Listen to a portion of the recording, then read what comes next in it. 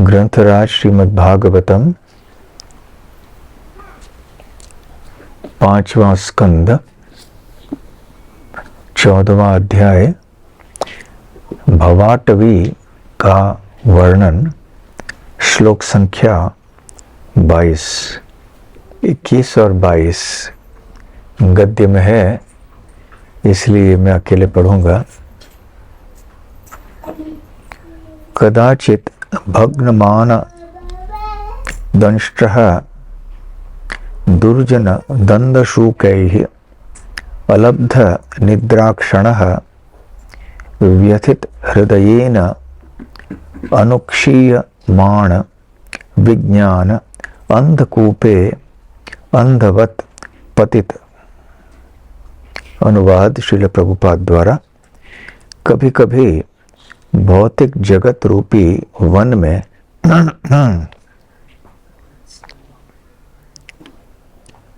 बद्ध जीव सर्पों तथा अन्य जंतुओं जैसे ईर्ष्यालु शत्रुओं के द्वारा दंशित होता रहता है।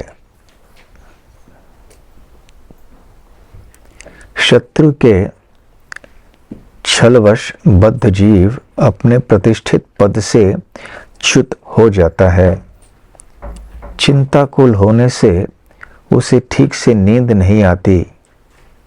इस प्रकार वह अधिकाधिक दुखी होता जाता है और क्रमशः अपना ज्ञान तथा चेतना खो बैठता है।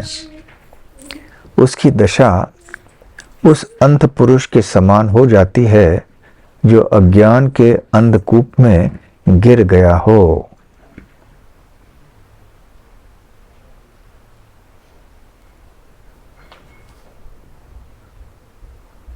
अर्थात अंधकूपे अंधवत पतति।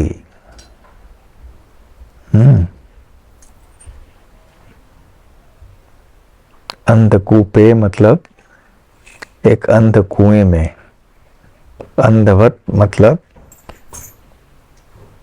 एक अंधे व्यक्ति की तरह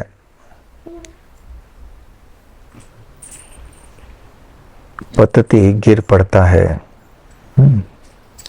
तो 22,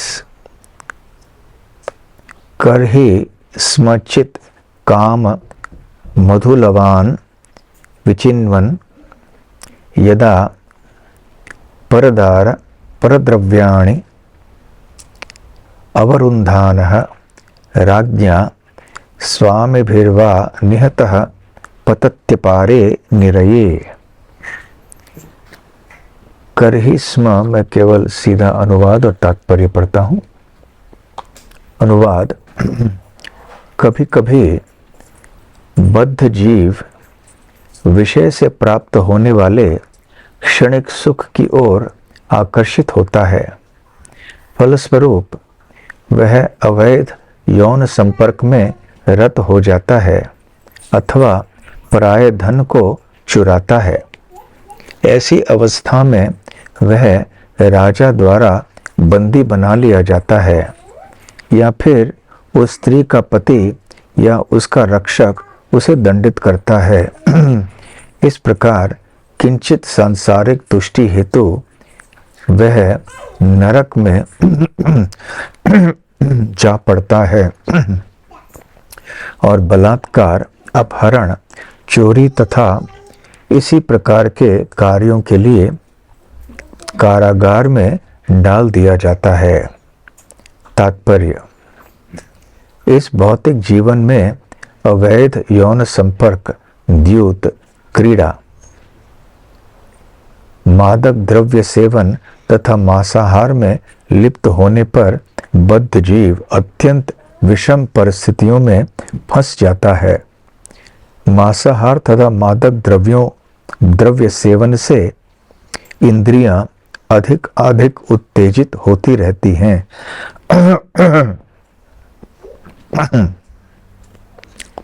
और बद्ध जीव कामनी के चंगुल में पड़ जाता है।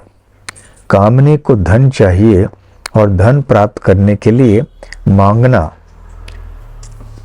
उधार लेना या फिर चोरी करना पड़ता है। सचमुच ही उसे जघन्य कर्म करने पड़ते हैं, जिससे उसे इस जन्म में तथा अगले जन्म में कष्ट भोगना पड़ता है। फलतः जो आत्म साक्षात्कार के इच्छुक है, उन्हें चाहिए कि वे अवैध यौन संपर्क का परित्याग कर दें। अनेक भक्तजन अवैध यौन संपर्क से पतित हो जाते हैं।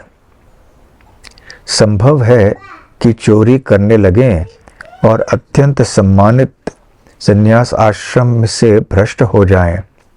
फिर जीविकोपार्जन के लिए उन्हें तुच्छ सेवाएं करनी पड़ती हैं और वे भिक्षुक बन जाते हैं। इसलिए शास्त्रों का कथन है, यन मैथुनादि गृहमेधि सुखम ही तुच्छम, कि सांसारिकता यौनाचार पर आश्रित है, चाहे वह वैध हो या अवैध। यौनाचार गृहस्थों के लिए भी संकटों से पूर्ण है। चाहे यौनाचार का प्रमाण पत्र हो अथवा नहीं, इसमें अनेक कष्ट होते हैं। बहु दुख भाग। यौनाचार में लिप्त होने पर न जाने कितनी विपदाएं उत्पन्न होती हैं। भौतिक जीवन में उसे दुख ही दुख मिलता है। जिस प्रकार कृपण पुरुष अपनी संपत्ति का समुचित उपभोग नहीं कर पाता, उसी प्रकार भौतिकतावादी पुरुष मनुष्य रूप का दुरुपयोग करता है। उसमें आत्मोन्नति के लिए उपयोग न करके वह इंद्रिय तृप्ति के लिए शरीर का उपयोग करता है, इसलिए वह कृपण कहलाता है। ओम ज्ञानतिमिरान्धस्य ज्ञानाञ्जनशलाकया चक्षुरुन्मीलितं येन तस्मै श्रीगुरवे नमः। श्रीचैतन्यमनोभीष्टं स्थापितं येन भूतले स्वयं रूप कदा मह्यं ददाति स्वपदान्तिकम्। वन्देऽहं श्रीगुरो श्रीयुतपदकमलं श्रीगुरून् वैष्णवांश्च श्रीरूपं साग्रजातं सहगण रघुनाथान्वितं तं सजीवं साद्वैतं सावधूतं परिजनसहितं कृष्णचैतन्यदेवं श्रीराधा कृष्णपादां सहगण ललिता श्रीविशाखान्वितांश्च। नम ओं विष्णुपादाय कृष्णप्रेष्ठाय भूतले श्रीमते भक्तिवेदांत स्वामिनिति नामिने। नमस्ते सारस्वते देवे गौरवाणी प्रचारिणे निर्विशेष शून्यवादी पाश्चात्य देशतारिणे। मूकं करोति वाचालं पंगुं लंघायते गिरिं यत्कृपातमहं वन्दे श्रीगुरून् दीनतारिणम्। वाञ्छाकल्पतरुभ्यश्च कृपा सिन्धुभ्य एव च पतितानां पावनेभ्यो वैष्णवेभ्यो नमो नमः। नमो महावदान्याय कृष्णप्रेमप्रदायते कृष्णाय कृष्णचैतन्य नाम्ने गौरत्विषे नमः। पंचतत्वात्मकं कृष्णं भक्तरूपस्वरूपकं भक्तावतारं भक्ताख्यं नमामि भक्तशक्तिकम्। आराध्यो भगवान् व्रजेशतनयस् तद्धाम वृंदावनम रम्या काचिदुपासना व्रजवधो वर्गेण या कल्पिता। श्रीमद्भागवतं प्रमाणममलं प्रेमापुमर्थो महान् श्रीचैतन्य महाप्रभोर्मतमिदं तत्रादर न परः। हे कृष्ण करुणा सिंधो दीनबंधो जगत्पते गोपेश गोपिका कांत राधा कांत नमोस्तुते।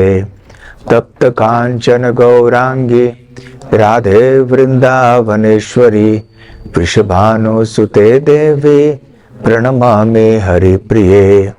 जय श्री कृष्ण चैतन्य प्रभु नित्यानंद, श्री अद्वैत गदाधर श्रीवासादि गौर भक्त वृंद। हरे कृष्णा कृष्ण कृष्ण हरे हरे, हरे राम राम राम हरे हरे।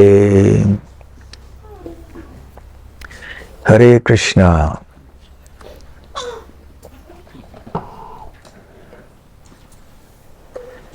तो नारद मुनि राजा प्राचीन बहिष्यत को भवाटवी का वर्णन कर रहे हैं। भवाटवी का अर्थ क्या है?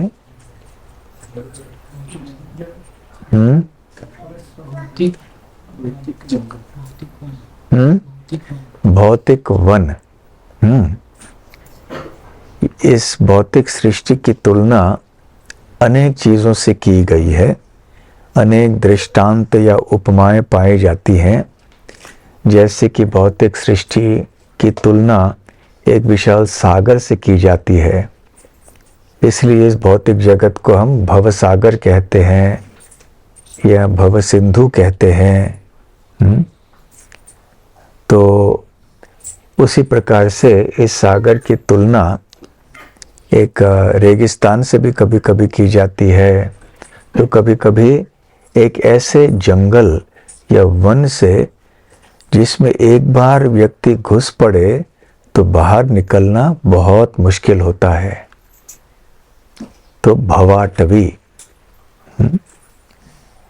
तो इस भवाटवी में हम सब पड़े हुए हैं और हमें जान लेना चाहिए कि हमारी वास्तविक परिस्थिति क्या है, किस हालत में हम अटके हुए हैं। अपनी ही परिस्थिति को यदि हम नहीं पहचान पाए तो फिर आगे निकलेंगे कैसे? जैसे एक कारागार में, जेल में बंद हुआ व्यक्ति जो कैदी है, यदि उसे याद ही नहीं रहता कि मैं कैद खाने में या जेल में हूं, तो फिर वो कैसे बाहर निकलेगा? उसे पता ही नहीं है कि मैं बद्ध अवस्था में हूं। वो सोचता है कि यही मेरा जीवन है, यही सब कुछ है, तो फिर वो कुछ करेगा ही नहीं बाहर निकलने के लिए। वैसे कोई अवैध ढंग से तो बाहर निकला नहीं जा सकता, परंतु यदि वो अच्छी तरह से व्यवहार करे कैद खाने के अंदर, जो वहाँ जो अधिकारी व्यक्ति है वो आगे चल के कुछ सरकार को बता सकता है, कह सकता है कि इनका व्यवहार बहुत अच्छा रहा, इनको जल्दी छोड़ देना चाहिए। तो ठीक उसी प्रकार से केवल संघर्ष करने से हम इस भौतिक सृष्टि से मुक्त नहीं हो सकते। जिस प्रकार से एक मकड़ी अपनी जाल को फैलाती है और सब जगह कमरों में हम देखते हैं, कभी कभी छत, हमारे छत के ऊपर, अंदर कमरों में, कोने में, यहाँ वहाँ मकड़ी के जाल दिखाई पड़ते हैं। तो ये मकड़ी के जाल किस कारण से बनते हैं? मकड़ी इस जाल को क्यों फैलाती है? ताकि जो उड़ने वाले प्राणी हों, कीड़े हों, मक्खी मच्छर आदि हों, वो वहाँ से जब उड़ के जा रहे हों तो उसमें वो अटक जाएं और उसके बाद मकड़ी है वो उसको खा सकती है, फिर भोजन बना सकती है। तो अभी जैसे एक मक्खी है उस जाल में अटक जाती है, तो स्वाभाविक कार्य क्या होता है मक्खी का, कि मक्खी अपने हाथ पैरों को बहुत फड़फड़ाती है, बहुत प्रयास करती है कि वहां से कैसे निकलें, परंतु वो जाल इस प्रकार से बना हुआ है कि जितना ज़्यादा संघर्ष वो मक्खी करती है, उतना ही अधिक उसका बंधन बढ़ जाता है। जब तक कि कोई ऐसा व्यक्ति उस मक्खी को उस जाल से छुड़वा कर निकाले नहीं, तब तक वो मक्खी वहां पे बद्ध अवस्था में रहेगी, अंततः उसकी मृत्यु होगी, मकड़ी उसको खा जाएगा। तो उसी प्रकार से हम लोग भी यहाँ भगवान के माया जाल में हम अटके हुए हैं। अच्छा, ये बताइए कि मकड़ी अपने जाल को तैयार कैसे करती है? मतलब जो जिस पदार्थ से वो जाल बना है वो कहाँ से आता है? क्या मकड़ी बाहर से लाती है उस उन पदार्थों को? हाँ, अपने ही अंदर से, अपने शरीर के अंदर से ही ऐसे कोई वो पदार्थ उत्पन्न करती है जिसके द्वारा ये जाल का निर्माण हो पाता है। तो मकड़ी किसी अपने से बाहर किसी वस्तु का प्रयोग नहीं करती है, अपने ही शरीर के पदार्थों के द्वारा इस जाल को बनाती है, और इस जाल में फिर ये अनेक कीड़े, मच्छी, मक्खी आदि फंस जाते हैं। तो ठीक उसी प्रकार जब हम भगवान के माया जाल की बात करते हैं तो माया जाल किस चीज से बना हुआ है? क्या ये भगवान से अभिन्न है? नहीं, भगवान से अभिन्न नहीं है। ये भी भगवान की ही शक्ति है। जिस प्रकार से वो जाल भी, मकड़ी की जाल भी मकड़ी की शक्ति है, उसी प्रकार ये माया जाल भी भगवान की शक्ति है। और ऐसा नहीं है कि भगवान अपने से बाहर किसी वस्तु का प्रयोग करके इस माया जाल का निर्माण करते हैं, क्योंकि भगवान शब्द की परिभाषा ही ऐसी है कि वो हर चीज के स्रोत हैं। कोई भी चीज उनसे स्वतंत्र नहीं है, उनसे अलग नहीं है, उनसे हटके नहीं है। तो यदि माया जाल की बात करें, यह भी भगवान की शक्ति ही है, इसलिए इसे दैवी प्रकृति कहते हैं। दैवीं प्रकृतिम आश्रिताः। दैवी ही एषा गुणमयी मम माया दुरत्यया। दैवी ही एषा, तो ये दैवी गुणमयी, तो ये गुणमयी प्रकृति है। प्रकृति जो 3 गुणों से बनी हुई है, और ये दैवी है, दिव्य है, क्योंकि भगवान श्री कृष्ण की शक्ति है। इसलिए भगवान अपने शक्ति का प्रयोग करके इस माया जाल को फैला डालते हैं, और हम सब मक्खी जैसे, मच्छर जैसे जीव जो यहाँ वहाँ अपने स्वतंत्र इच्छाओं को तृप्त करने के लिए यहाँ वहाँ भटक रहे होते हैं, हम अटक जाते हैं इसमें। और जब हम अटक जाते हैं तो जैसे वो मक्खी सबसे पहले क्या करती है? हाथ थड़पड़ाने लगती है। तो हम भी ऐसे ही संघर्ष करने लगते हैं। जब भी हमारे जीवन में कष्ट आता है, सबसे पहला हम क्या करते हैं कि कष्ट को कैसे टाल दें। संघर्ष ये जीवन का एक लक्षण है। प्रकृति स्थानिक कर्षति, कर्षण अर्थात संघर्ष। तो हर एक बद्ध जीव यहाँ प्रकृति के कड़े नियमों के विरुद्ध संघर्ष कर रहा है। प्रहलाद महाराज भी ऐसे ही बात करते हैं। कौन सा श्लोक है?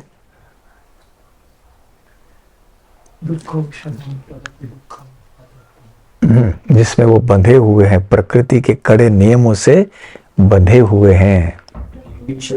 हाँ, तेपीश तंत्रयाम उरुदाम्नि बद्धा। कौन सा श्लोक है? मतिर्न कृष्णे परतस्वतो वा मिथोभिपद्येत ग्रह व्रतानाम अदांत गोभिर विशताम तमिश्रम पुनः पुनः चर्वित चर्विणाम। ये दूसरा श्लोक है। ये भी महत्वपूर्ण है इस संबंध में, परंतु और कौन सा है? नते विदु स्वार्थ गतिम हि विष्णु दुराशया ये बहिरर्थमानिनः अंधा यथांधे रूपगीयमानास तेपीस तंत्रयाम उरुदाम्नि बद्धाः। तो प्रहलाद महाराज कहते हैं कि दुर्भाग्य की बात यह है कि लोग नहीं जानते हैं। न ते विदु, ते मतलब वो लोग, न मतलब नहीं, विदु मतलब जानना। वो लोग, ये लोग सारे नहीं जानते हैं। क्या नहीं जानते हैं? स्वार्थ, स्व अर्थ कि उनका वास्तविक हित किस चीज में है वो नहीं जानते हैं, तो उनका स्वार्थ किस में है? गतिम ही विष्णु, विष्णु गति। हमारी गति या हमारा गंतव्य, हमारा उद्देश्य विष्णु या कृष्ण की प्राप्ति होना चाहिए। तो इस बात को दुर्भाग्यवश लोग नहीं जानते हैं कि भगवान विष्णु या कृष्ण की प्राप्ति में ही हमारी भलाई है, हमारा हित है। और आगे क्या कहते हैं प्रहलाद महाराज?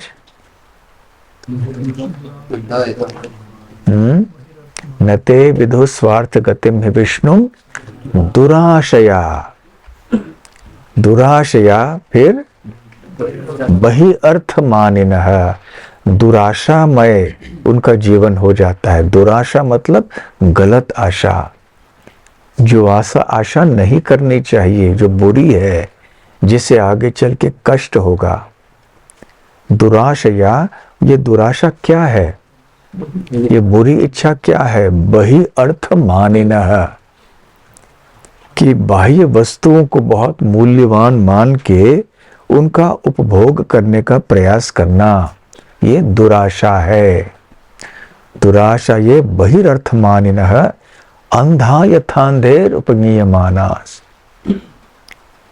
तो इस प्रकार से पीछे जाके, जैसे अंधा व्यक्ति दूसरे अंधे व्यक्ति के पीछे जाता है और वो पहला अंधा व्यक्ति आगे चलता है और फिर दोनों गड्ढे में गिर जाते हैं, यही है ना? तेपीश तंत्राम उरुदाम निबद्धा। तो वो नहीं जानते हैं कि ईश तंत्र, ईश तंत्र, ईश मतलब कौन है? भगवान। तंत्र अर्थात नियम, ईश तंत्रयाम अर्थात भगवान के नियमों के द्वारा। उरुदाम निबद्धा, तो वो बंधे हुए हैं। वो नहीं जानते हैं कि भगवान के कड़े नियमों के कारण वो बंधे हुए हैं सब, परंतु अपने आप को मुक्त मानते हैं, परंतु वास्तव में सभी लोग बंधे हुए हैं। और जितना हम संघर्ष करेंगे उस मक्खी की तरह, हम और हमारा जो बंधन है वो और सख्त होता जाएगा। तो इसलिए केवल संघर्ष करने से नहीं होगा, ये दुनिया ही संघर्ष की दुनिया है।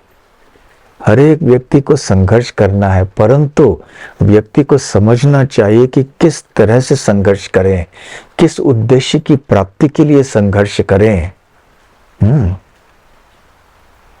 सभी लोगों को, भक्तों को संघर्ष करना पड़ रहा है, अभक्तों को भी संघर्ष करना पड़ रहा है, परंतु अंतर क्या है?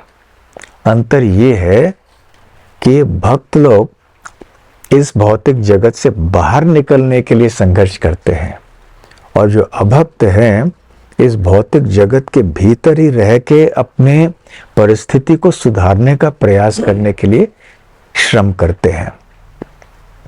अंतर ये है। और क्योंकि भक्त इस भौतिक सृष्टि के बाहर किसी परम स्थान की प्राप्ति करने के लिए प्रयास करता है, तो उसका प्रयास किसी ज्ञान पे, शास्त्रों पे आधारित होता है। इसलिए वो भक्त इस उद्देश्य की पूर्ति के लिए एक अनुकूल जीवन शैली स्वीकार करता है, एक नियमों से बद्ध जीवन स्वीकार करता है। इसे हम दिव्य तपस्या कहते हैं, तपो दिव्यम। कौन सा श्लोक है ऋषभदेव महाराज का? तपो दिव्यम येन का पुत्र सत्वम शुद्धियेत ब्रह्म सौख्यम त्वनंतम। तो ऋषभदेव महाराज कहते हैं कि जब हम इस प्रकार से दिव्य तपस्या करते हैं, स्वेच्छा से ऐसे शास्त्रों में लिखे हुए या बताए हुए नियमों का पालन करते हैं, तो अंततः हम वो वास्तविक सुख, ब्रह्म सुख है, आध्यात्मिक सुख, उसकी प्राप्ति हम कर सकते हैं। तो जिस व्यक्ति को वास्तव में सुख चाहिए वो भी नियमों का पालन करेगा, कौन से नियमों का पालन करेगा? जो शास्त्रों में बताए हुए हैं, भगवान द्वारा दिए हुए नियमों का पालन करेगा। और ऐसे दिव्य तपस्या के कारण वो फिर धीरे धीरे आगे बढ़ेगा। नियमों का पालन करना यह भी एक संघर्ष है। अभी हमें सुबह सुबह उठना पड़ता है, फिर 16 माला जप करना पड़ता है। कभी कभी मन कुछ और कहता है कि हम ये करें, परंतु अपने आप को रोक देते हैं कि ये वर्जित है, नहीं करना चाहिए। तो ये भी संघर्ष है। परंतु भक्तों का संघर्ष प्रशंसनीय है, क्योंकि ये प्रयास, ये संघर्ष भगवान और उनकी वाणी पर आधारित है। और दूसरी बात कि ऐसे संघर्ष के द्वारा उस भक्त को अंततः सिद्धि प्राप्त होने वाली है, जो है इस जन्म मृत्यु के चक्र से सदैव छुटकारा। दूसरी ओर जो अभक्त होते हैं वो भी तो संघर्ष करते हैं, परंतु वो किसी नियम का पालन नहीं करते। नियम का पालन करते भी हैं तो केवल अपने मन का नियम। मन का नियम क्या होता है? कोई नियम नहीं। मन का कोई नियम ही नहीं होता। मन जो इच्छा करे वो मन करना चाहता है। संकल्प विकल्प मनः, कभी कुछ स्वीकार करता है मन, कभी कुछ त्याग करता है। कभी इस चीज की इच्छा करता है तो कभी उस चीज की इच्छा करता है। चंचलम भी मनः कृष्ण प्रमाति बलवत् दृढ़म। तो ये मन बहुत ही चंचल है और हम इसका अनुभव प्रतिदिन करते हैं। और खास करके जब हम जप करते हैं और प्रवचन सुनते हैं तब तो मन और भी ज्यादा चंचल हो जाता है, ऐसे हमें लगता है। क्योंकि जब बैठे हुए होते हैं जप करने के लिए, प्रवचन करने के लिए, तो मन इतना चंचल होता है कि सारे विश्व की यात्रा करके भी वो मन आ जाता है। सारे जितने भी इतने सालों के अनुभव हैं वो सारी चीज उसी समय मन में आती हैं। तो मन का स्वभाव ही ऐसे है। तो मन इतना विचलित रहता है, इतना चंचल रहता है कि मन कभी किसी नियमों को पालन करने के लिए मानता नहीं है। जब तक कि हम मन को वश में नहीं करें तब तक मन नियमों का पालन करने के लिए तैयार नहीं होता है। इसलिए प्रारंभ में ही शुद्ध बुद्धि को मन के ऊपर जबरदस्ती करके थोड़े बहुत नियमों का पालन करवाने के लिए प्रयत्न करना चाहिए, जोर लगाना चाहिए। फिर धीरे धीरे से ऐसे परम दृष्ट्वा निवर्तते। कौन सा श्लोक है? विषया विनिवर्तन्तो निराहारस्य देहिनः रसवर्जम रसोप्यस्य परम दृष्ट्वा निवर्तते। तो जब आध्यात्मिक बुद्धि के कारण हम अपने मन को वश में करने का प्रयास करते हैं और भगवान के बताए हुए नियमों का पालन करते हैं, तो फिर धीरे धीरे धीरे से क्रमशः एक ऊंचे स्वाद का अनुभव हमें मिलता है, जिसके कारण निम्न श्रेणी के स्वाद को हम त्याग सकते हैं। परम दृष्ट्वा निवर्तते। परम दृष्ट्वा अर्थात एक ऊंचा स्वाद।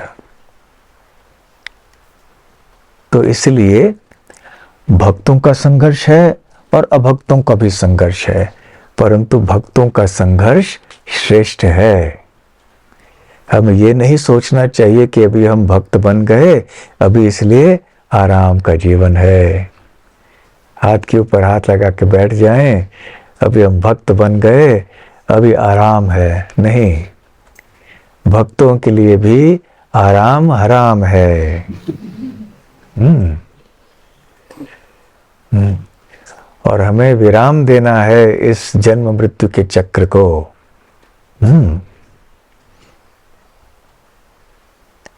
इसलिए आराम के समय में आराम करना है, परंतु भगवान की प्रसन्नता के लिए हमें संघर्ष करना है, प्रयास करना है, फिर हमारा जीवन सफल हो जाएगा। तो ये परिस्थिति है इस भौतिक जगत में। तो जब तक हम इन नियमों का पालन नहीं करेंगे, मन के विरोध में जाके जो सही है वो नहीं करेंगे, तो तब तक हमारे जीवन में वास्तविक मुक्ति की संभावना नहीं होगी। श्रील प्रभुपाद जी यहाँ पर खास करके 4 नियमों के बारे में बता रहे हैं कि कैसे हमें इन चीज़ों से बचना चाहिए। अवैध यौन संपर्क, द्यूत क्रीड़ा, मादक द्रव्यों का सेवन और मांसाहार, ये 4 चीज़ें हमारे आध्यात्मिक जीवन के लिए बहुत हानिकारक होती हैं, हमारी चेतना को नष्ट करती हैं। और इसलिए चाहे कोई किसी भी आश्रम में हो, उसे चाहिए कि वो इन 4 चीज़ों से बहुत बच के रहे, बहुत सावधान रहे, क्योंकि इससे कष्ट ही उत्पन्न होता है, आज नहीं तो कल। इसलिए नारद मुनि यहाँ हम सबको समझा रहे हैं कि वास्तविक परिस्थिति हमारी क्या है, किन चीज़ों से हमें बच के रहना चाहिए, किन चीज़ों को हमें करना चाहिए। अंततः जब भगवान देखते हैं कि हमारा प्रयास बहुत अच्छी तरह से चल रहा है, तो हमें वो प्रेरणा देते हैं आगे बढ़ने के लिए, थोड़ा सा स्वाद और बढ़ा देते हैं। परंतु बीच बीच में भगवान हमारी परीक्षा भी लेते हैं। कोई ना कोई कष्ट आएंगे, कोई चुनौतियां आएंगी, आके कोई भक्त हमें कुछ बोल देगा जिससे हमारा मन विचलित हो जाएगा, और कोई कभी बीमारी हो जाएगी, रोग हो जाएगा जिससे मन और थोड़ा विचलित हो जाएगा। तो ऐसे किसी न किसी तरह से माया देखती है कि अरे ये तो हमारे चंगुल से छूट रहा है, तो कैसे इसको पकड़ा जाए वापस। इसलिए फिर माया तरह तरह के प्रलोभन देती है जीव को अपने चंगुल में फंसा के रखने के लिए। परंतु जो गोकुल धाम के भक्त होते हैं वो तो बहुत बुद्धिमान होते हैं, बहुत श्रद्धालु होते हैं, वो कभी ऐसे फिसलते नहीं, वो तो अच्छी तरह से भगवान की सेवा में स्थिर रहते हैं। तो बस यही हमारे जीवन का मार्ग होना चाहिए। इसमें कोई कड़ी तपस्या की आवश्यकता नहीं है। तपस्या चाहिए, परंतु जिस प्रकार से ज्ञान मार्ग और योग मार्ग पे लोग तपस्या करते हैं, उस प्रकार की तपस्या करने की आवश्यकता नहीं है। तो भक्तों की तपस्या क्या है? 16 माला कम से कम जप करना, सुबह जल्दी मंदिर के कार्यक्रम में आना, प्रभुपाद जी के ग्रंथों को पढ़ना, प्रवचन सुनना, भक्तों के संग में रहना, प्रसाद के सिवाय और कुछ भोजन ग्रहण नहीं करना, उत्सव मनाना, भगवान के बारे में जाके कहीं कहना, तरह तरह के अन्य सेवाएं करना, चाहे रसोई घर में हो या भगवान की श्री मूर्ति की सेवा हो, या गोकुल धाम में गाय की सेवा है और निर्माण कार्य की सेवा है, खेती वृक्षारोपण आदि की सेवा है, फूलों की सेवा है, फूल की माला बनाने की सेवा है, मंदिर को सजाने की सेवा है, व्यवस्थापन की सेवा है। तो ये जितनी भी सारी सेवाएं हैं वो सब भगवान श्री कृष्ण को प्रसन्न करने के लिए हैं। यदि इस भाव से हम इन सेवाओं को करें, चाहे हमारा जप हो या किसी भी प्रकार का तप हो, यदि ये भाव हमारा है कि हम भगवान और वैष्णवों को प्रसन्न करना चाहते हैं, तब हमारा जीवन सफल हो जाएगा। हर चीज मानसिकता पर निर्भर है। इस बात की चर्चा भी हम कई बार कर चुके हैं। जैसी हमारी मानसिकता होगी वैसे उतनी ही अच्छी तरह से हम प्रगति कर पाएंगे। इसलिए प्रभुपाद जी क्या कहते हैं मानसिकता के बारे में उपदेशामृत में? भक्ति में प्रगति उसकी मानसिकता पर निर्भर है। तो यदि हमारी मानसिकता एक वैष्णव की रही, भगवान को प्रसन्न करने की, वैष्णवों को प्रसन्न करने की, अहंकार से मुक्त, स्वार्थ से मुक्त, तो फिर हमारा जीवन निश्चित ही सफल हो जाएगा। और ये सारे जो प्रलोभन हैं, चुनौतियां हैं, समस्याएं हैं, उनका सामना करने के लिए हमें शक्ति मिलेगी, बुद्धि मिलेगी। हरे कृष्ण कृष्ण कृष्ण हरे हरे, हरे राम राम राम हरे हरे। हरे कृष्णा। कोई प्रश्न? महाराज, ये सत्वगुण और रजोगुण तमोगुण, ये हमारा थोड़ा जोर से ताकि सभी लोग सुन सके। ये गुणों का जो प्रभाव है वो मानसिकता का ऊपर वो इफेक्ट होता है। क्योंकि मेरा ये क्वेश्चन है कि सत्वगुण में शुद्धिकरण के लिए करना चाहते हैं, रजोगुण में कुछ तो रागात्मिका विधि, कुछ फल का अपेक्षा के साथ करना चाहते हैं। जब गुरु और गौरंग को जो भगवान के लिए प्रसन्न करने के लिए जो मानसिकता है, जो ये गुणों का ऊपर का जो सोच विचार है, जब हम गुणों का प्रभाव में रहते समय में ये गुण कभी ऊपर नीचे नीचे ऊपर जाते समय उसको कैसा, ये तीनों गुणों का बाहर का स्थिति को कंटिन्यूअसली बना के रखना उतना इजी नहीं है।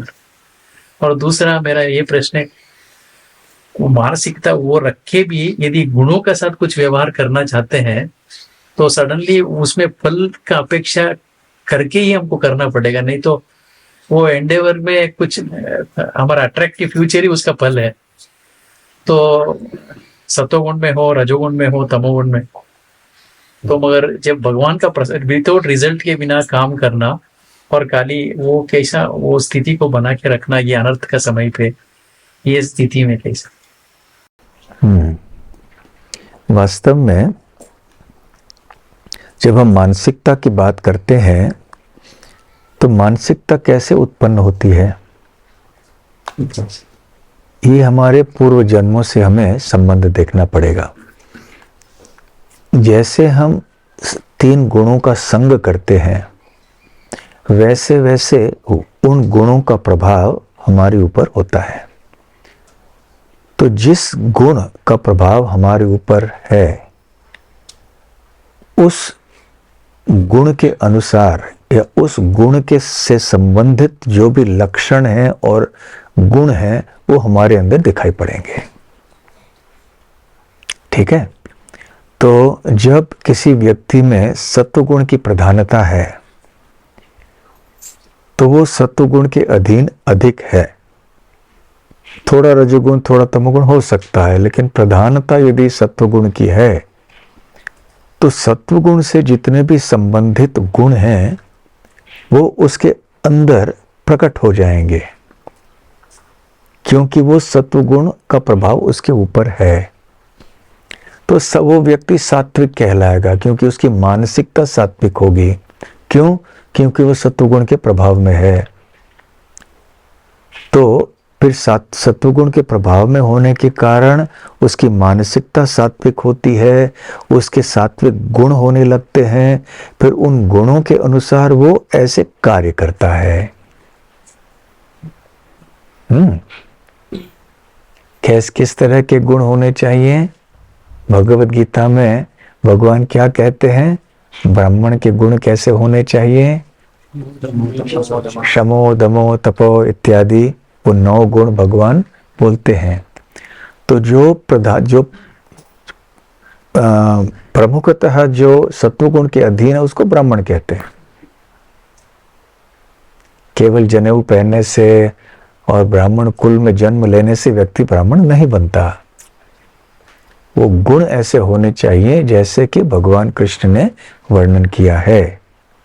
तो यदि रजोगुण का प्रधान प्रभाव है किसी व्यक्ति के ऊपर, तो रजोगुण के जो लक्षण हैं या रजोगुण से संबंधित जो गुण हैं वो उस व्यक्ति के अंदर आ जाएंगे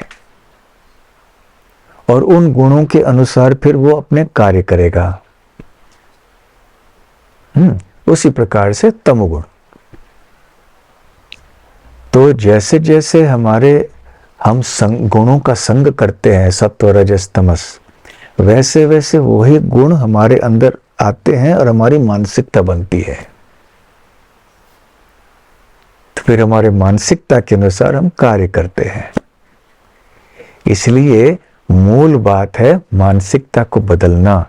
मानसिकता को बदलने के लिए हमें संग बदलना पड़ेगा। जितना ज्यादा हमने दिव्य संग किया या सब सात्विक संग किया, वैसे वैसे मानसिकता सुधर सकती है। जितनी मानसिकता सुधरेगी या उच्च श्रेणी की हो जाएगी, वैसे वैसे हमारे अंदर लक्षण भी उसी प्रकार के होने लगेंगे, हमारे अंदर गुण भी वैसे होंगे, फिर हमारे कार्य भी वैसे होंगे। एक बहुत ही राजसिक व्यक्ति से हम ये अपेक्षा नहीं कर सकते कि वो अधिक सात्विक कार्य करे, क्योंकि उसकी मानसिकता ही ऐसी है, उसके गुण ही ऐसे हैं। यदि उसको सात्विक कार्य करने हैं तो सात्विक सत्वगुण का संग करना चाहिए। सत्वगुण, किसी भी गुण का संग कैसे किया जा सकता है? सात्विक किसी को सत्वगुण का संग करना है तो कैसे करेगा वो? सत्वगुण जो ऑलरेडी सत्वगुण में है, हाँ, जो व्यक्ति पहले से सत्वगुण में है उनका संग करेगा। और क्या करेगा? आहार सत्वगुण, हाँ, आहार सत्वगुण, आहार सात्विक करेगा, वातावरण सात्विक, वातावरण सात्विक, जैसे गोकुल धाम का वातावरण है, सात्विक वातावरण में रहेगा, सात्विक व्यवसाय करेगा, सात्विक व्यवसाय करेगा। बहुत अच्छा। रहन सहन, उसका पोशाक कपड़े वगैरह सब सात्विक रहेंगे। उसकी दिनचर्या, उसको प्रयास करना पड़ेगा सात्विक बनाने के लिए। फिर जल्दी सुबह उठेगा क्योंकि वो सत्वगुण का समय होता है। स्वच्छता आप बनाए रखेगा। भले उसका स्वभाव न हो, परंतु यदि वो वास्तव में सत्वगुण का अनुशीलन करना चाहता है तो सात्विक कार्यों को अपने जीवन में लाने का प्रयास करना चाहिए। हर दृष्टि से संग करना चाहिए। जैसे प्रातः काल में उठना, ये भी सत्वगुण का संग करना है। रात को जल्दी सोना और सुबह को जल्दी उठना, इससे क्या होगा? हम सत्वगुण का संग करेंगे प्रातः काल में। तो जैसे जैसे हम ये करते जाएंगे, ये आदत बन जाएगी। आदत बन जाएगी तो सत्वगुण का प्रभाव बढ़ेगा हमारे ऊपर। इस प्रकार से सात्विक लोग, सात्विक स्थान, सात्विक कार्य, सात्विक जीवन शैली, सात्विक समय दिन का, इन सारे चीजों से हमें संग करना चाहिए। फिर हमारा चित्त सात्विक हो जाएगा।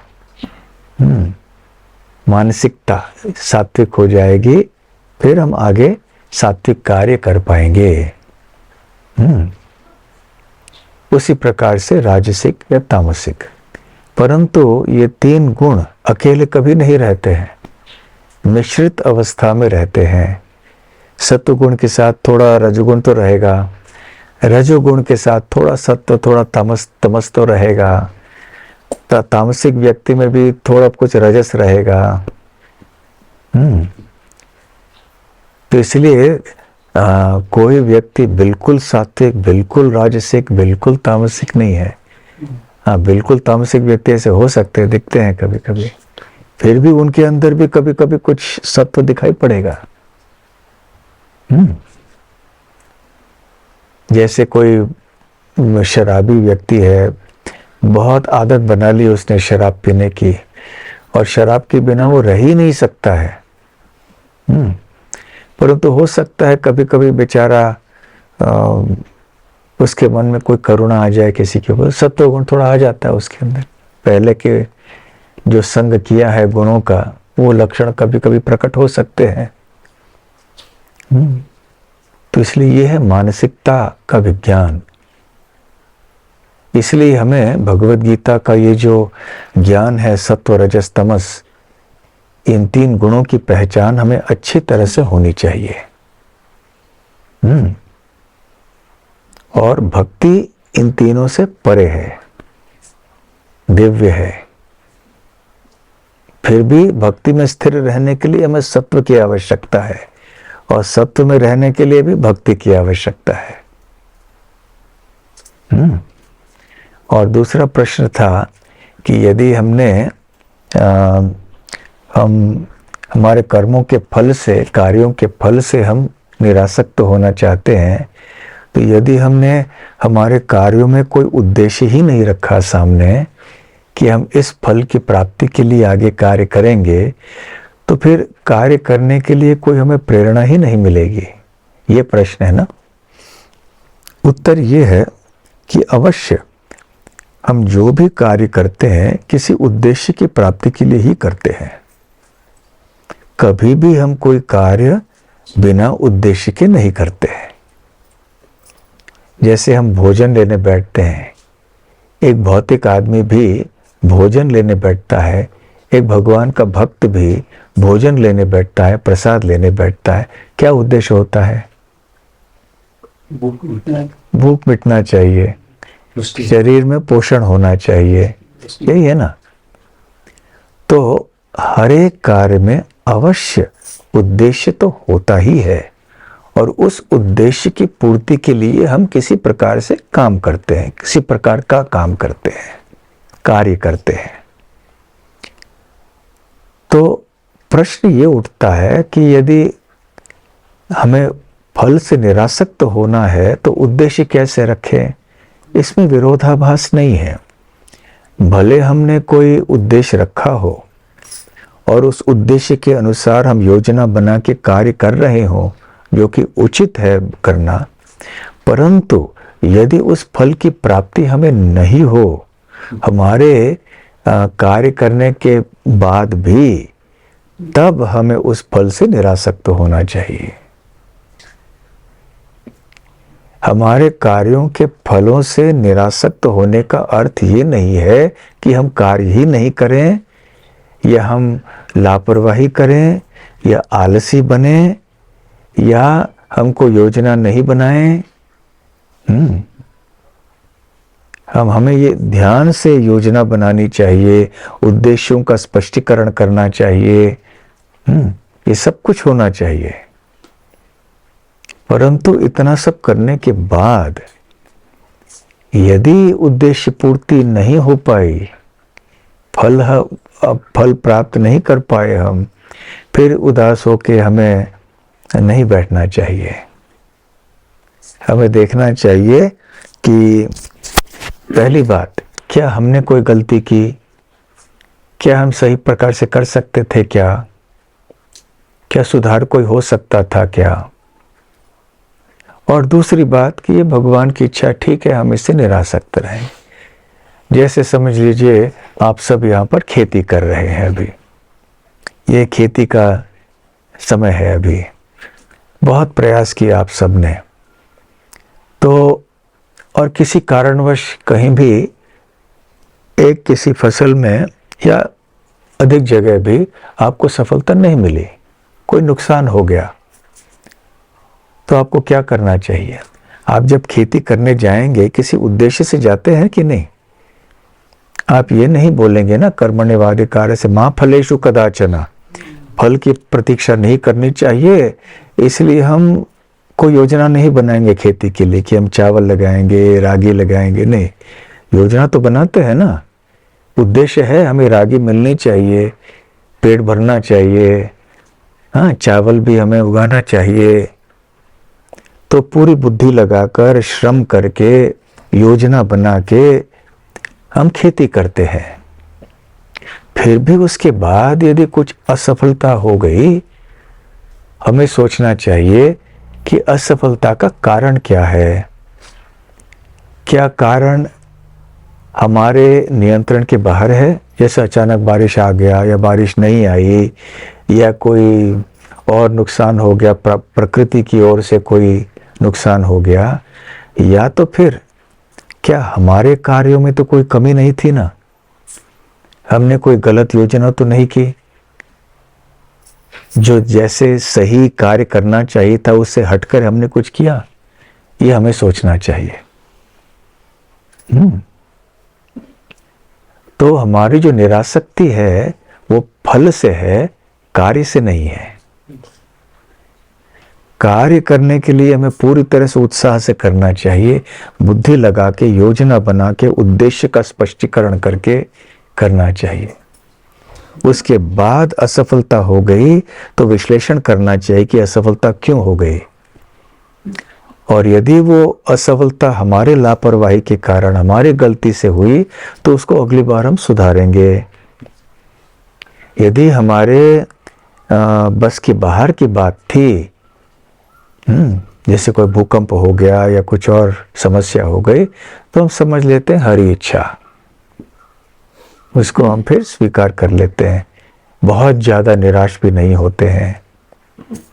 उसी प्रकार से सफलता को भी हमें इसी भावना से लेना चाहिए। ठीक है?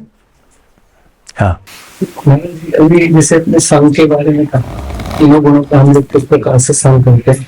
अगर विदेशों में जो लोग रहते हैं वो तो हमेशा चार गुण, यानी तीनों तमोगुण में ज्यादा रहते हैं, और संघ भी उनको ऐसा ही मिलता है। फिर भी उनमें देखा है कि उनमें नम्रता भी रहती है, चैरिटी यानी दान देने की भी रहती है, साफ सफाई में, शुचि में भी देखते हैं कि वातावरण को एकदम साफ रखते हैं। और उसके विपरीत यहाँ देखेंगे तो अच्छे सत्वगुण का संग भी मिलता है, लेकिन एक पंडित को ही गुस्सा सबसे ज्यादा आता है, और हम भी देखते हैं बाकी इन साफ सफाई, इन सब चीजों में हमारी इतनी लापरवाही रहती है। तो फिर क्या कारण होता है कि वो हमको संग मिल रहा है और उनको संग नहीं मिल रहा है, तो भी वो इन चीजों में श्रेष्ठ है। अगर भक्ति को हम लोग एक उसमें संपर्क में नहीं लाए तो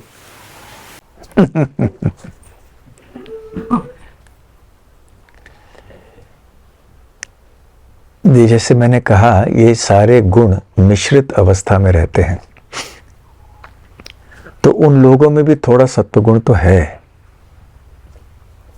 इसलिए वो देखते हैं कि सही समय पे आते हैं और सब चीज़ों को स्वच्छ रखते हैं।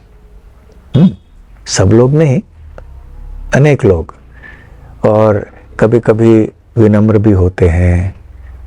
कभी कभी आप देखोगे, आपको आप पहले बैठने के लिए जगह देंगे। भारत में ऐसे नहीं है,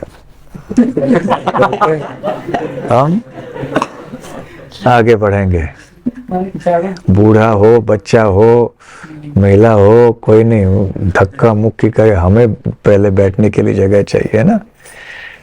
तो बाहर के लोग, तो ये थोड़ा बहुत सत्व है उनमें, परंतु वो सत्व केवल एक बाह्य दृष्टि पर, एक स्तर पर है।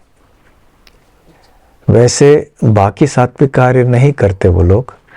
मांसाहार बहुत करते हैं, शराब बहुत पीते हैं, और थोड़े लोग हैं ऐसे ऐसे करते हैं। कई लोग ऐसे स्नान भी नहीं करते हैं, है ना। भारत में भी है कई लोग स्नान नहीं करते। तो इसलिए देखा जाता है कि कई थोड़े बहुत सात्विक लक्षण लोगों में दिखाई पड़ते हैं, परंतु एक ऊपरी स्तर पे है ये। लेकिन कई लोग ऐसे होते हैं जो बहुत सात्विक होते हैं और भगवान के रास्ते पर भी चलते हैं, मांसाहार भी नहीं करते हैं, शराब आदि नहीं लेते हैं, ऐसे कई लोग हैं। भारत में अति परिचयाद अवज्ञा, हम इतने निकट हैं हमारे आध्यात्मिक संस्कृति के, तो हमें लगता है कि हमें सब कुछ मालूम है और इसको हल्का ले लेते हैं हम। इसलिए फिर हमारे अंदर वो चीज़ रहती नहीं है। और सबसे महत्वपूर्ण बात, बचपन से घर में हो, विद्यालय में हो, समाज में हो, ये शिक्षण नहीं मिलते हैं लोगों को। आजकल पहले वो संस्कृति हुआ करती थी, कैसे बड़ों के साथ बात करना चाहिए, कैसे अपने आप को स्वच्छ रखना चाहिए, क्या करना चाहिए, ये पहले शिक्षण ऐसे हुआ करते थे। आजकल नहीं सिखाई जा रहा है ये सब, क्योंकि शिक्षण नहीं है, वो प्रशिक्षण नहीं है, ट्रेनिंग। इसलिए लोग अभी हमारे यहाँ और ज़्यादा ऐसे होते जा रहे हैं। अभी ये तो बचपन से सिखाया जाना चाहिए ना कि कतार में खड़े रहो, अपनी बारी जब आएगी तब लेना। बड़े ही जब ऐसे करते, भक्ति में आने के बाद भी वही होता है मन, है ना। जब प्रसाद का होता है उत्सव के बाद, कतार में सबको खड़ा रहना चाहिए। फिर भी कभी कभी भक्त लोग भी धक्का मुक्की करके, पहले मुझे ज्यादा जलेबी चाहिए, पहले सबसे अपना ले लेना, है कि नहीं। तो भक्तों के अंदर भी ऐसे ये सारी चर्चाएं होनी चाहिए। केवल अचिंत्य भेद तत्व और ये सब चर्चा केवल इतना नहीं होना चाहिए, तो होना ही चाहिए, परंतु ये जो साधारण व्यवहारिक चीजें हैं इनके बारे में भी हमें बहुत जोर देना चाहिए। जो हमारी सभ्यता है, एक संस्कृति है, जीवन शैली है, व्यवहार है, इसके बारे में बहुत चर्चा होनी चाहिए। संघ के साथ साथ अभ्यास या ट्रेनिंग इसकी भी आवश्यकता, बहुत आवश्यकता है, और ये बचपन से शुरू होनी चाहिए।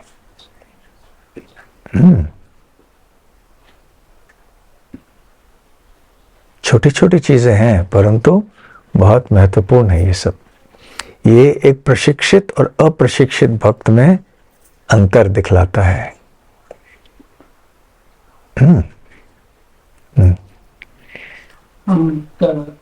मराठी में एक कहावत है, करते पण ओळख नहीं। ये हमारा हमको समझ में आता है, लेकिन वो करने के लिए हमारा इच्छा नहीं होता। तो इसका कारण क्या हो सकता है? वो गुणों का कारण हो सकता है, गुणों का प्रभाव है, या गुणों का प्रभाव, गुणों का प्रभाव। हमारे सर के ऊपर बैठे हैं वो गुण, हमें झुकने नहीं दे रहे, पकड़ के हमें रखा है। तो क्या उपाय है इसके लिए? प्रशिक्षण, गुणों को बदलना, अन्य गुणों का संग करना, जिससे कि ये पकड़ जो है छूट जाए और हम बढ़ सके, झुकाव भी हमारा उस तरफ हो सके। बुरे गुण का संग करने के कारण भले बुद्धि से समझ में आती है बात, लेकिन हृदय वहां झुकता नहीं है। तो हृदय को वहां झुकाना है तो संग उस गुण का होना चाहिए, सत्व गुण का हो, आध्यात्मिक संग हो, वो सब होना चाहिए। जो संघर्ष की बात नहीं है, तो हम देखते हैं कि भौतिक भोग प्राप्त करने के लिए भी संघर्ष है और आध्यात्मिक जीवन में भी संघर्ष है। लेकिन एक साधारण अगर उदाहरण देखेंगे, जैसे एक माँ का अपना पुत्र अगर बिछड़ गया है तो माँ प्रयास करती है वो अपने पुत्र को पाने के लिए, लेकिन हम इस आध्यात्मिक जीवन में देखते हैं कि हमें संघर्ष करना पड़ता है।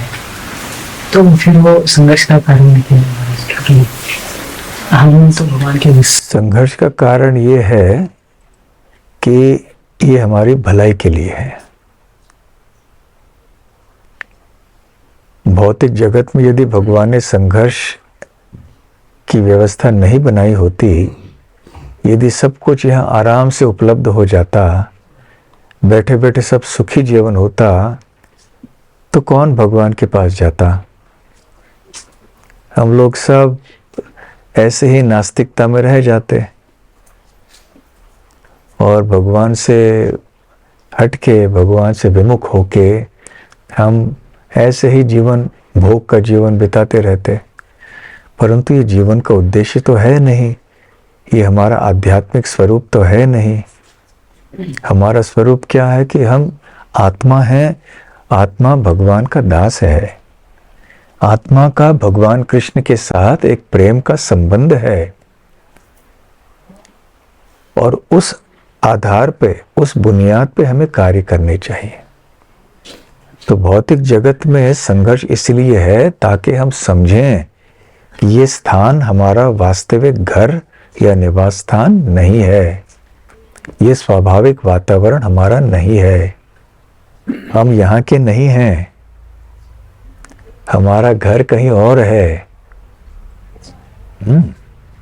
जैसे जब व्यक्ति घर छोड़ के कहीं नौकरी के लिए, व्यापार के लिए कहीं जाता है, उसको घर की याद बहुत आती है कि नहीं? तो उसी प्रकार से हम भी यहाँ पर आए हैं और इतने लंबे समय से आए हैं कि भूल गए कि घर कहाँ है ना? फिर भी ये अपना घर है नहीं, न हो सकता है। जैसे कई ऐसे देश हैं गल्फ में आदि, वहाँ पे नौकरी के लिए लोग जाते हैं, परंतु वहाँ की नागरिकता नहीं मिल सकती आपको। आप हमेशा विदेशी ही रहेंगे वहाँ पे। जितने भी साल आप रहो, 50-60 साल भी रहो, वहाँ की नागरिकता आपको नहीं देंगे। तो हमेशा आप विदेशी रह के घर के बारे में सोचते रहोगे। अब यहाँ धन मिल रहा है तो थोड़े समय के लिए रहोगे, लेकिन इच्छा यही होती है धन कमा के हम वापस जाएंगे, घर जाएंगे। लेकिन जब इतना लंबा समय बीत गया होता है, हम भूल चुके हैं कि गोलोक वृंदावन या वैकुंठ जगत हमारा घर है, हमें वहां जाना चाहिए। भूल चुके हैं। इसलिए भगवान बार बार आते हैं, अपने प्रतिनिधियों को भेजते हैं, वो अपने शास्त्रों को भेजते हैं हमें याद दिलाने के लिए कि देखो तुम्हारा घर ये नहीं है, तुम्हारा घर वो है। इसलिए यहाँ पे संघर्ष करने से वो हमारा लाभ हमें पता चलता है कि मैं क्यों संघर्ष कर रहा हूँ। शांति का जीवन क्यों नहीं मिल सकता यहाँ पे?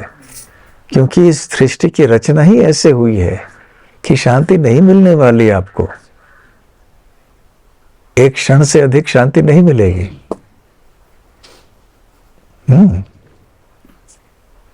क्योंकि भगवान की भक्ति के अतिरिक्त शांति और आनंद नहीं हो पाता है। आई तो इतने सारे प्रश्न आज। हाँ क्या महाराज जी, शिक्षण और प्रशिक्षण की बात आपने की और आपने ये भी कहा कि बचपन से अगर इसका प्रयोग होता है तो बहुत अच्छा। लेकिन हमारे जीवन में हम देखते हैं हमको भक्ति बहुत समय के बाद में, मतलब हम जब युवा अवस्था में आए तभी हमको मिला है। और युवा अवस्था में शिक्षण और प्रशिक्षण देना बहुत मुश्किल होता है। तो फिर हम कैसे इसको अपना सकते हैं? देखिए, जिस आयु में भी हमें भक्ति मिली उस आयु से हमें प्रारंभ करना चाहिए। अभी हमें बचपन में मिलना चाहिए था, नहीं मिला, अभी क्या करें? तो जिस आयु में मिली उस आयु से हमें शुरू करना चाहिए। लेकिन हम इतना तगड़े बन चुके हैं, अभी बैंड नहीं होता। हाँ, इसलिए तो बचपन से अभी, इसलिए हम हमारे लिए जितना प्रयास हो सके हमें करना चाहिए भक्ति में। तो समाज में ये बातें फैलानी चाहिए और हमारा प्रचार जो है साधारण समाज में सब जगह फैलना चाहिए ताकि इस बात को लोग जान लें कि भक्ति प्रारंभ कब से होती है? गर्भ अवस्था से भी पहले, पूर्व जन्म से।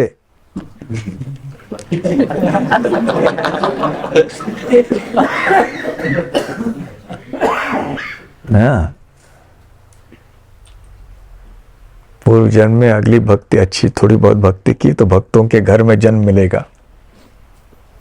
फिर गर्भाधान संस्कार होगा, गर्भ संस्कार होंगे, फिर भक्ति के वातावरण प्राप्त हो जाएंगे, है ना, फिर वैष्णवों का संग मिलेगा, फिर गोकुल धाम में भी आ पाएंगे। हाँ, तो ये हमें सब जगह फैलानी चाहिए ये बात। फिर जगह जगह जो होने वाले गृहस्थ भक्त होंगे उनको विवाह से पहले भी पता होना चाहिए कि किस तरह से संतानों की उत्पत्ति होनी चाहिए, संतानों के लक्षण कैसे होने चाहिए, और फिर वो बच्चा जो है फिर अच्छी तरह से उसको संस्कार मिलेंगे, फिर वो भक्त बनेगा, जन्म लेते लेते ही भक्त बनेगा। हमारा क्या होगा? हाँ, हमारा क्या होगा? हमारा क्या?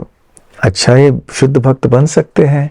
देखो हमारे भक्तों के इतिहास में, भागवतम में देखो, अन्य ग्रंथों में देखो, तरह तरह के उदाहरण मिलेंगे कि लोग अलग अलग आयु के में भक्त बने। आप उदाहरण दे सकते हैं अलग अलग आयु में भक्त बनने वाले। माँ के गर्भ में कौन भक्त बने? प्रहलाद महाराज बने। और कौन बने? परीक्षित महाराज बने। और फिर शिशु अवस्था में, बाल्य अवस्था में ध्रुव महाराज बने। नारद मुनि भी बने, बहुत अच्छा, अपने पूर्व जन्म में नारद मुनि। फिर आगे चल के तरुण अवस्था में कौन बने? प्रचेतागण बने, भरत महाराज बने। फिर वृद्ध अवस्था में कौन बने? अजामिल बने। हाँ, वाल्मीकि मुनि भी बने। खटवांग महाराज मृत्यु के दम पर बने, मृत्यु की घड़ी पे। तो उसी प्रकार से गर्भ से लेकर मृत्यु की अवस्था तक हम देखते हैं कि उदाहरण है शास्त्रों में कि जो भक्त बने और उन्होंने अपना जीवन सफल बना दिया। तो कम से कम हम सब युवा अवस्था में बने हो ना भक्त। ऐसे नहीं कि मृत्यु के एक दिन खटवांग महाराज की तरह एक दिन, एक क्षण पहले आपको पता चला कि मृत्यु होनी है, भक्ति कीजिए, ऐसा तो नहीं है। तो सारा जीवन पड़ा है भक्ति करने के लिए, तो उसमें हम शुद्ध भक्ति प्राप्त कर सकते हैं, क्यों नहीं कर सकते? खास करके गोकुल धाम में रह के, ऐसे सात्विक और दिव्य वातावरण में रह के। ठीक है।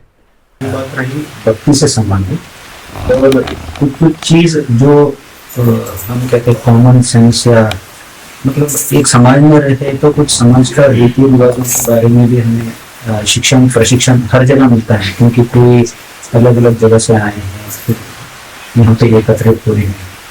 तो इन विषयों के ऊपर हम कैसे शिक्षण प्रशिक्षण, क्योंकि बड़े होके आए हैं तो पता नहीं था, इसलिए चर्चा होनी चाहिए, चर्चा होनी चाहिए इन चीज़ों के बारे में। कभी कभी प्रवचन में हो, कभी कभी हमारी इष्ट गोष्ठियों में हो। चर्चा होनी चाहिए इस छोटी छोटी चीज़ों के बारे में, जिनका प्रशिक्षण या शिक्षण हो सकता है हमें कम आयु में न मिला हो। इसलिए हम देखते हैं कि भक्ति में आने के बाद भी हमारी पुरानी आदतें जो है, क्योंकि वो शिक्षण ठीक नहीं मिले, वो भी हम साथ में लेकर आते हैं। कभी कभी स्वच्छता न बनाए रखना, या कि अमुक प्रकार से बात करने का ढंग जो होता है, हाँ, वो सब थोड़ा हमारे भक्ति में आने से पहले से जो गुण थे वो हम लेके आते हैं साथ में। तो धीरे धीरे से भक्ति में ज्ञान प्राप्त करके इन चीज़ों को हमें हटा देना चाहिए।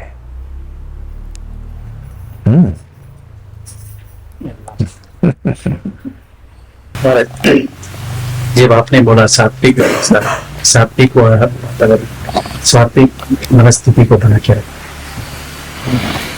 मेरा इसमें दो प्रश्न है कि एक, जब क्षत्रिय का कार्यकलाप होता है या वैश्य का या शूद्र का जो कुछ भी कार्य, वो राजसिक और तामसिक कार्यकलाप में होता है, तो हम उसका संग करना ही पड़ेगा, नहीं तो वो समय पे हम लोग को वो कार्य में थोड़ा तो रजोगुण का कार्यकलाप में मानसिकता नहीं, कार्य तो करना पड़ेगा।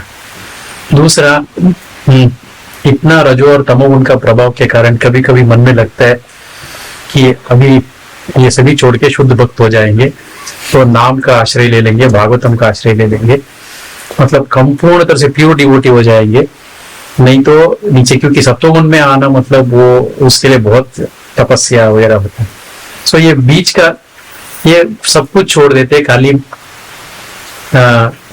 मतलब मंदिर का संबंधित का कार्य करते हैं। नहीं तो नीचे करना, गाय का सेवा करना, मैनेजमेंट करना, ये सब बहुत राजसिक और तामसिक इफेक्ट होता है, बहुत सारी चीज को सुनना। तो ये कैसा बैलेंस करें ताकि हम लोग हमारा चेतना को कम से कम सात्विक में रख के भक्ति को बना के। बचपन में कबड्डी खेला है कभी? कबड्डी कबड्डी कबड्डी कबड्डी बोल के कितने भक्तों ने कबड्डी खेला है बचपन में?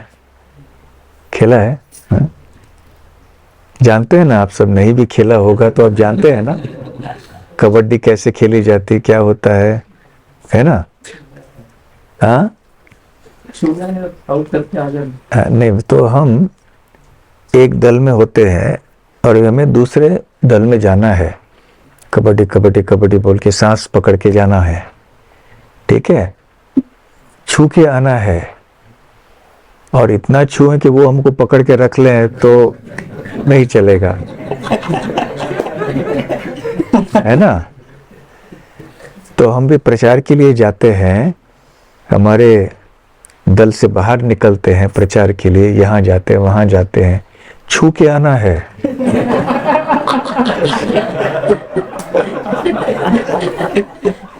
वो हमारे टांग को पकड़ के खींच ले हमको अंदर, फिर गड़बड़ हो जाएगा। हाँ, कभी कभी नहीं भी छू सकते हैं, पर वापस आना है अपने जगह में, लौट के आना है। तो इतने लंबे से समय के लिए नहीं जाना कि सांस फिर हम पकड़ के नहीं रख पाए या दूसरा हमको पकड़ ले। कम समय के लिए जाओ, जल्दी जल्दी से छू सको तो छू के आओ, नहीं छू सको तो जल्दी आ जाओ अपने आश्रय में। हम भी प्रचार के लिए जाते हैं, बाहर जाते, इधर जाते उधर करते हैं। तो जल्दी से जो करना करो, फिर आ जाओ वापस। तो उसी प्रकार से कभी कभी हमें रजोगुण में भी जाना पड़ता है, आवश्यक है कभी, नहीं तो कुछ होगा ही नहीं। हाँ, निर्माण कार्य नहीं होगा, खेती नहीं होगी, कुछ भी नहीं होगा। लेकिन हमेशा रजोगुण में नहीं रहना है।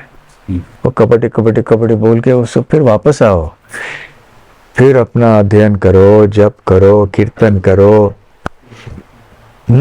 भगवान का दर्शन करो, प्रवचन सुनो, मन को शांत करो, योगासन थोड़ा करके प्राणायाम करो, हाँ, अपने आप को साफ रखो, स्नान वान करो। तो ये सात्विक हो गया। फिर राजसिक कार्य करने पड़ते हैं हर एक को, तो करो, लेकिन इतना नहीं करो कि वहीं पे रह जाओ और फिर वापस यहाँ पे नहीं आओ। हाँ, समझ आई ना ये तुलना, ये उपमा समझ में आई ना?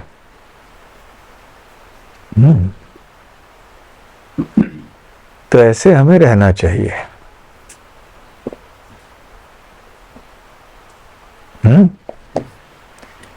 हरे कृष्णा। इसमें अभी जैसे आपने कबड्डी का एक उदाहरण दिया, उसमें अगर कबड्डी का जो उदाहरण दिया, उसमें जो 7 प्लेयर होते हैं, उसमें 7 प्लेयर में 3-4 या 2-3 अच्छे राइडर होते हैं, इसमें जाके छुपे या आउट करके आ सकते हैं। कुछ राइडर कमजोर होते हैं, मतलब जो गए तो पकड़ लेते हैं। तो उसको चयन करना वाला अगर लीडर सही नहीं है, वो कमजोर को भेज दिया तो उसको पकड़ लेंगे। इसलिए पकड़ समझ लेना चाहिए कि किसको कितना जाना चाहिए अंदर दूसरे जगह में, और कितना छू के कहाँ कितना समय रहना चाहिए, आना चाहिए, है ना? ये समझ होनी चाहिए, अपने आप को अपनी समझ भी होनी चाहिए। हाँ, तो फिर हम उस आधार पे जाएंगे, लेकिन हमारी क्षमता भी हमको जान लेना चाहिए। इसलिए वहां जाके अपनी सुरक्षा भी देख के, अपना कार्य भी करके आने का प्रयास करना चाहिए।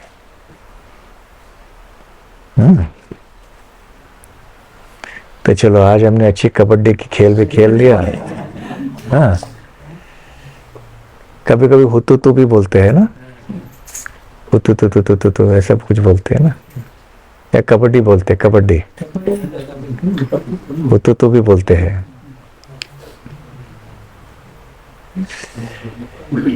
ठीक है, ग्रंथराज श्रीमद् भागवतम की जय, श्रील प्रभुपाद की जय, श्री गोकुल धाम की जय, गौर प्रेमानंदे, हरि हरि बोल।